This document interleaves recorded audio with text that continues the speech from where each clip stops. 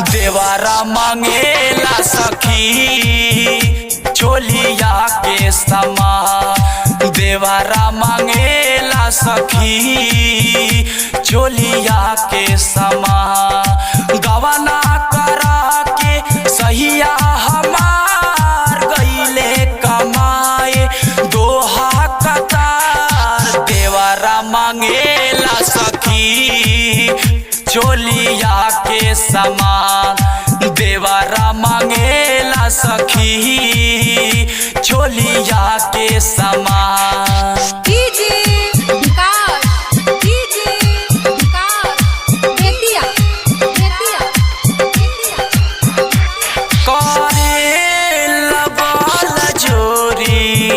मोरा लहंगा के खोल दे तडोरी छोड़े नाऊ कलाई पाव के तनो पड़ी हाथ जोड़ी।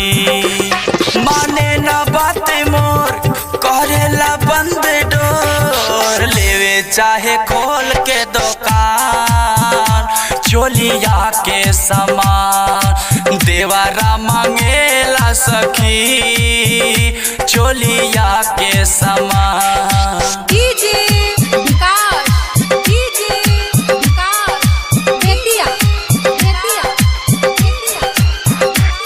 लागे डर बड़ी कबो कह दी सखी बारी यारी सैया न बाड़े घरे उहे चूल्हा जवनिया के जारी। कि देवारा राकेश बढ़ौले बकलेश कदी पुजरिया नेवा चोलिया के समान। देवारा मांगेला सखी चोलिया के समान। चोलिया के समान। गवना करा के सहिया हमार गईले कमाए दोहा कतार। देवारा मांगेला सखी चोलिया के समान। देवारा मांगेला सखी चोलिया के समान।